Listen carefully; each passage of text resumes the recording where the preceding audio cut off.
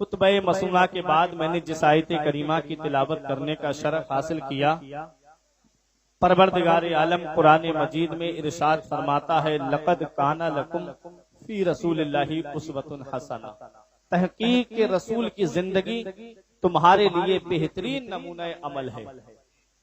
مدینے والے مصطفیٰ کی زندگی ہمارے لیے بہترین نمونہ عمل ہے۔ حضرات، حضرت آدم علیہ السلام سے انسانی نسل کا ایسا سلسلہ شروع ہوا جو اب تک چل رہا ہے اور قیامت تک چلتا رہے گا۔ انسان دنیا میں آ گیا، انسان اپنے شب و روز گزار رہا ہے، کامیابی کا کوئی تصور نہیں ہے، کامرانی کا کوئی تصور نہیں ہے، سرداری کا کوئی تصور نہیں ہے۔ کسی نے کہا انسان تجھے اللہ نے بیکار پیدا نہیں کیا ہے، تو اپنی زندگی اس طرح گزار کہ بادشاہت کا صحرا تیرے سر پہ سجا دیا جائے، کامیابی کا صحرا تیرے سر پہ باندھ دیا جائے، سرفرازی کا صحرا تیرے سر پہ سجا دیا جائے۔ اب انسان سوچنے لگا کامیابی ملے گی کیسے، کیسے بادشاہت کا صحرا اس کے سر پہ سجایا جائے۔ انسان سوچنے لگا تو کسی نے کہا کہ تجھے اگر بادشاہت کا صحرا اپنے سر پہ سجانا ہے تو تجھے ایک قانون کی ضرورت ہے، کسی کے نقش قدم پہ چلنے کی ضرورت ہے۔ حضرات، انسان نے سوچا کہ کس کے نقش قدم پہ چلا جائے۔ امریکہ کے کلچر نے آواز دی، امریکہ کے قانون نے آواز دی، اے انسان میرے طریقے پہ چلے گا، میرا کلچر تجھے کامیابی تک لے جائے گا، میرا قانون تجھے کامرانی تک لے جائے گا۔ انسان امریکہ کے قانون کی طرف چلا۔ انسان نے غور سے دیکھا تو کہا اے امریکہ، تیرے قانون میں وہ طاقت نہیں، تیرے قانون میں وہ قوت نہیں جو مجھے راہ راست پہ لا کر کے کھڑا کر دے، جو مجھے صراط مستقیم پر گامزن کر دے۔ لندن کے قانون نے آواز دی انسان میرے طریقے پہ چل تو کامیاب ہو جائے گا۔ پتہ چلا لندن کا قانون بھی جھوٹا نکل گیا، پیرس کا قانون بھی جھوٹا نکل گیا۔ اب انسان سوچ میں پڑ گیا کہ کس کے طریقے پہ چلا جائے کہ میری زندگی متبرک بن جائے، کس کے بتائے راستے پہ چلا جائے کہ میری زندگی کامیاب و کامران ہو جائے۔ تو اللہ کے قرآن نے آواز دی اے انسان ادھر ادھر کیوں پھر رہا ہے، آجا قرآن سے پوچھ لے۔ ہر چیز کا بیان قرآن کے اندر موجود ہے، ہر چیز کا ذکر قرآن کے اندر موجود ہے۔ ہیرے قرآن کے اندر موجود ہیں، موتی قرآن کے اندر موجود ہیں، صدف قرآن کے اندر موجود ہیں، گوہر قرآن کے اندر موجود ہیں۔ اور جس مریض کو دنیا کے ڈاکٹروں نے لا علاج کر دیا ہو اس کی شفا بھی قرآن کے اندر موجود ہے۔ لیکن شرط یہ ہے اتنا علم ہونا چاہیے، شرط یہ ہے اتنی صلاحیت ہونی چاہیے، شرط یہ ہے اتنی قابلیت ہونی چاہیے۔ ہم نے قرآن سے پوچھا اے قرآن تو بتا کس کے طریقے پہ چلا جائے کہ ہماری زندگی متبرک بن جائے، ہماری زندگی کامیابی و کامرانی سے ہمکنار ہو جائے۔ تو قرآن جواب دیتا ہے لقد کان لکم فی رسول اللہ اسوۃ حسنہ، تحقیق کے تمہارے لیے رسول کی زندگی بہترین نمونہ عمل ہے۔ نبی کے طریقے پہ چلو گے تمہاری زندگی کامیاب ہو جائے گی، نبی کے بتائے راستے پہ چلو گے تمہاری زندگی کامیابی سے ہمکنار ہو جائے گی، نبی کے بتائے راستے پہ چلو گے تو دنیا میں بھی کامیاب رہو گے، مرنے کے بعد قبر میں بھی کامیاب رہو گے اور میدان محشر میں بھی کامیاب رہو گے۔ ہمیں کرنی ہے شہنشاہ بطحا کی رضا جوئی، اگر وہ ہو گئے اپنے تو رحمت پروردگار اپنی۔ نعرہ تکبیر، نعرہ رسالت، نعرہ غوثیت، مسلک اعلی حضرت۔ حضرات، رسول کی زندگی ہمارے لیے بہترین نمونہ عمل ہے۔ مکے کی سرزمین پر لوگ بچیوں سے محبت نہیں کرتے تھے، نبی نے اپنی بیٹی فاطمہ کو گود میں لے کے فرمایا فاطمہ تو بدعۃ منی، فاطمہ میرے جگر کا ٹکڑا ہے۔ لوگ اپنی بہنوں سے محبت نہیں کرتے تھے، نبی نے شیما سے محبت کر کے دکھایا۔ لوگ اپنی ماؤں سے محبت نہیں کرتے تھے، زمانہ جاہلیت کا دور تو ایسا تھا، میرے نبی کی آمد سے پہلے اگر کسی عورت کا شوہر مر جاتا تھا تو وہ عورت اپنے بچوں کی وراثت میں آ جاتی تھی، اپنے بیٹوں کی وراثت میں آ جاتی تھی۔ بیٹا چاہتا تو بازار میں جا کر کے ماں کو بیچ آتا، یا بیٹا چاہتا تو اپنی ماں کو اپنے پاس رکھ لیتا۔ ذرا سوچو تو صحیح، ایسے ماحول میں مدینے والے مصطفیٰ کی آمد ہوتی ہے۔ آؤ ذرا نبی کی زندگی مبارکہ دیکھو، ہمارے لیے کیسے رسول کی زندگی بہترین نمونہ عمل ہے۔ آؤ ذرا تاریخ اٹھا کے دیکھو، صحابہ کرام نے نبی کو دیکھا، آقا मस्जिद नबवी शरीफ के एक कोने में बैठे हुए आंखों से आंसू बहा रहे थे। सहाबा ने अर्ज किया, या रसूल अल्लाह, हमारे माँ बाप आपकी अजमत पे कुर्बान हो। या रसूल अल्लाह, आंसू बहाने का मतलब क्या है? मेरे नबी इरशाद फरमाते हैं, मेरे सहाबा, आज मुझे मेरी माँ की याद आ रही है, मुझे मेरी माँ के वो जुमले याद आ रहे हैं जो मेरी माँ ने आखिरी वक्त में मुझसे कहे थे। सहाबा ने अर्ज किया, या रसूल अल्लाह, क्या जुमले कहे थे आपकी माँ ने? अब सुनो, मेरे आका हुजूर सल्लल्लाहु अलैहि वसल्लम की उम्र शरीफ जब 6 या 7 साल की होती है और जब हजरत आमिना आपको आपकी ननिहाल मदीना मुनव्वरा लेकर के आती हैं, उस वक्त मदीने का नाम मदीना नहीं था, बल्कि मदीने का नाम यसरिब था। मदीना तो मेरे नबी के कदमों की बरकत से बना है, मदीना तो मेरे नबी के पाए मुबारक की बरकत से बना है। जब मकाम अबवा में हजरत आमिना पहुंची, हजरत आमिना की तबीयत खराब हो जाती है। वो घड़ी आती है जो सब पे आनी है, वो टाइम आता है जो सब पे आना है, वो लम्हा आता है जो सब पे आना है। नबी ने देखा माँ का साया सर से उठने वाला है, मुशफिका माँ का साया सर से उठने वाला है।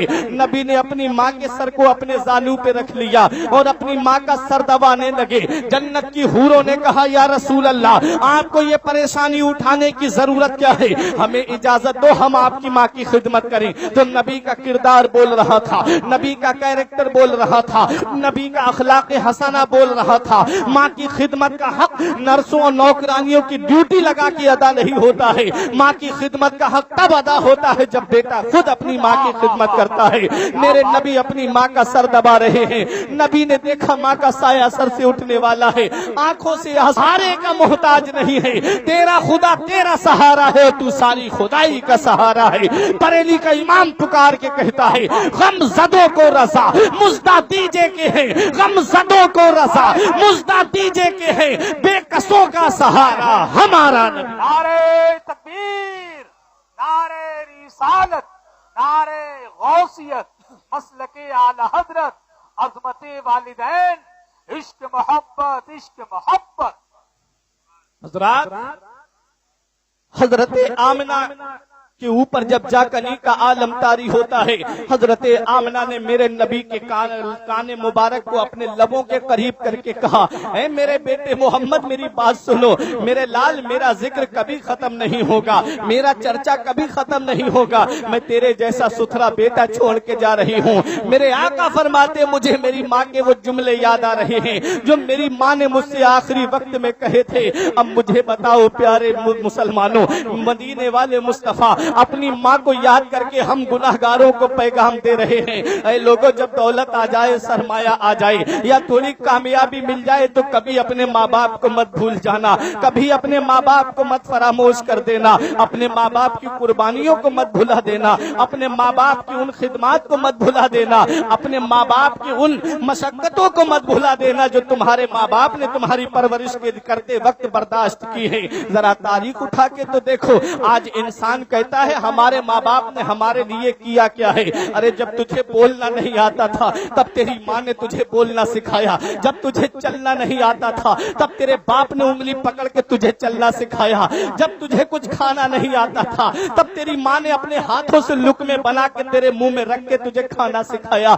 आज उन्हीं माँ बाप के लिए कहता है माँ बाप ने किया क्या है। अरे मेरे नौजवानों, आज मैं तुमसे पूछना चाहता हूँ, ये फेसबुक पर अपना टाइम बर्बाद करने वालों, ये व्हाट्सएप पर अपना टाइम बर्बाद करने वालों, ये यूट्यूब के ऊपर अपनी नजरों को गंदा करने वालों, आज मुझे बताओ, मैं तुमसे पूछता हूँ, माँ तुम्हारी घर पे इंतजार करती रहती है, मेरा लाल आ जाए तब मैं अपने बेटे के साथ में खाना खाऊं, और तुम अपने दोस्तों के साथ में इधर उधर बैठ करके मस्ती करते हुए नजर आते हो। आओ जरा नबी की बारगाह में चलो। मेरे आका की बारगाह में एक सहाबी आए, नौजवान सहाबी थे, आकर के अर्ज करने लगे, या रसूल अल्लाह, मेरा बाप मुझसे पैसे लेता है, मुझे वापस नहीं करता है। अल्लाह अकबर। आला हजरत ने भी इस वाक़े को लिखा है और किस तरह दर्द भरे अंदाज में इस वाक़े को लिखा है, जरा आप अपने गौर से तो सुनिए। आला हजरत अजीमुल बरकत ने भी इस वाक़े को लिखा है, जरा सुनो तो प्यारे मुसलमानों। उस नौजवान सहाबी ने कहा, मेरे बाप मुझसे पैसे खर्च को लेते हैं, उसके बाद मुझे वापस नहीं करते, मुझे पैसे लौटाते नहीं हैं।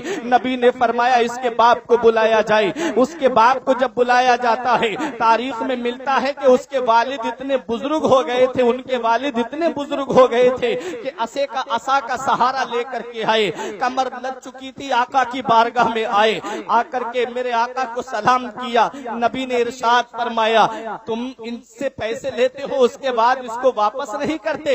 تمہارا بیٹا کہہ رہا ہے کہ میرے باپ کے اوپر میرا قرض آ رہا ہے اور میرا باپ میرا قرض مجھے واپس نہیں کرتا ہے۔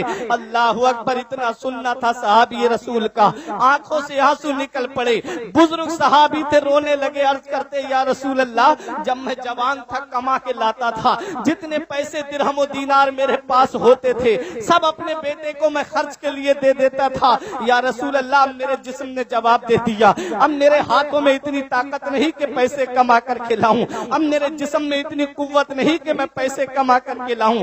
یا رسول اللہ میں اب کہاں سے اپنے بیٹے کے اس قرض کو ادا کروں؟ اللہ اکبر، تاریخ بتاتی ہے، حدیث پاک کے الفاظ ہیں، بکا رسول اللہ صلی اللہ علیہ وسلم، میرے آقا حضور صلی اللہ علیہ وسلم رونے لگے، آنکھوں سے آنسو نکل پڑے میرے آقا کے ان صحابی کی یہ درد بھری بات سن کر کے۔ میرے آقا تو روئے ہی، صحابہ بھی رونے لگے۔ میرے نبی نے ارشاد فرمایا میرے صحابہ سنو، اس صحابی کی درد بھری بات کو سن کر کے صرف میں ہی نہیں رو رہا ہوں بلکہ میرے ارد گرد جتنے پتھر ہیں اور جتنے ڈھیلے ہیں وہ سب کے سب آنسو بہا رہے ہیں۔ پتا چلا جس گھر میں ماں باپ کو ستایا جاتا ہے، جس گھر میں ماں باپ کے اوپر ظلم کیا جاتا ہے، جس گھر میں ماں باپ کے اوپر ظلم و ستم کے پہاڑ توڑے جاتے ہیں، صرف ماں باپ ہی نہیں روتے ہیں، جس گھر میں ماں باپ ہوتے ہیں وہ گھر بھی آنسو بہاتا ہے، وہ در و دیوار بھی آنسو بہاتے ہیں۔ آج انسان کہتا ہے میرا مال میرا مال۔ میرے آقا نے ان صحابی کی درد بھری بات سن کر کے ان صحابی کے بیٹے سے ارشاد فرمایا انتا و مالو کا لے ابی کا، یاد رکھ صحابی غور سے سن لے، تو اور تیرا مال یہ سب تیرے باپ کے لیے ہے۔ تو جتنی دولت کما کے لا، تو جتنا پیسہ کما کے لا، اس پر بھی تیرے باپ کا حق ہے اور تیری ذات پر بھی تیرے باپ کا حق ہے۔ پتا چلا ماں باپ کا مرتبہ بہت بڑا ہوتا ہے، ماں باپ کی شان بہت بڑی ہوتی ہے، ماں باپ کا رتبہ بہت بڑا ہوتا ہے۔ آج انسان کتنی بھی دولت کما کے لے آئے، کتنے بھی اکاؤنٹس میں دولت جمع کر لے، کتنی بھی پراپرٹی جمع کر لے، کتنے بھی پلاٹس خرید لے، کتنے بھی گھر بنا لے، لیکن یاد رکھو تیری دولت پر بھی، تیرے مکانوں پر بھی، تیری زمین پر بھی اور تیری ذات پر بھی تیرے ماں باپ کا حق ہے۔ باپ اولاد کو بھوکا نہیں سونے دیتا، باپ اولاد کو بھوکا نہیں سونے دیتا،